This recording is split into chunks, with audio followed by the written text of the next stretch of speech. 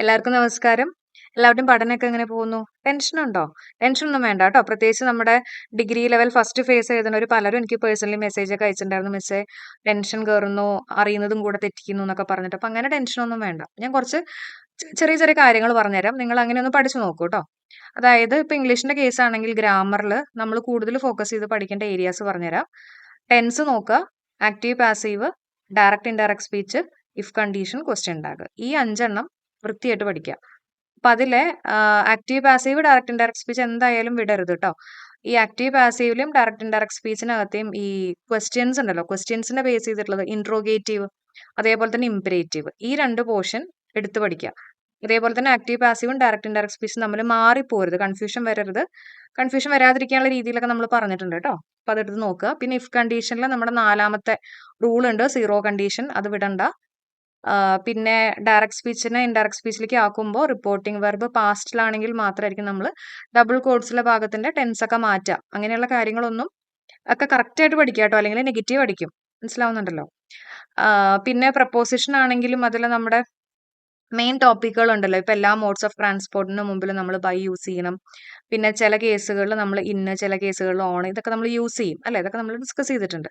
അപ്പോൾ അങ്ങനെയുള്ള short topics ആദ്യം പഠിച്ചത് തീർക്കുക. അതായത് നമുക്ക് ഷുവർ ആയിട്ട് മാർക്ക് കിട്ടും അല്ലെങ്കിൽ കിട്ടണം, അതിന് വേണ്ടിയിട്ടുള്ള പഠനം വേണം നമ്മൾ ഇനി മുന്നോട്ട് കൊണ്ടുപോകാൻ. ഓക്കെ.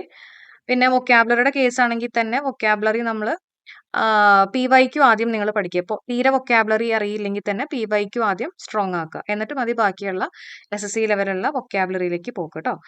ഓക്കെ. ഇനി നിങ്ങളെ കൊണ്ട് ഇംഗ്ലീഷ് തീരെ പറ്റുന്നില്ല എന്ന് തോന്നുകയാണെങ്കിൽ നമ്മുടെ ഒരു കോഴ്സ് ഉണ്ട്, 99 റുപ്പീസിന്റെ ഒരു കോഴ്സാണ്. അതിൽ ഗ്രാമറും വൊക്കാബുലറിയും എല്ലാം ഇൻക്ലൂഡ് ചെയ്തിട്ടുള്ള ഒരു 10 അവേഴ്സിന്റെ ക്ലാസ് ആണ് കേട്ടോ. മൊത്തം ഇംഗ്ലീഷ് നമ്മൾ കവർ ചെയ്യുന്ന രീതിയിൽ ഹെൽപ്പ് ചെയ്യാനുള്ള ഒരു കോഴ്സാണ്. നിങ്ങൾക്ക് വേണമെങ്കിൽ അതിനകത്ത് ജോയിൻ ചെയ്യാം. അപ്പോൾ നിങ്ങൾക്കൊരു എക്സാമിന് മുമ്പ് നിങ്ങൾക്ക് കിട്ടേണ്ട ഇംഗ്ലീഷ് കവർ ചെയ്യേണ്ട രീതിയിൽ നമ്മൾ ഇംഗ്ലീഷ് ഫുള്ള് കവർ ചെയ്യും. വേണമെങ്കിൽ അതിൽ ജോയിൻ ചെയ്യാം.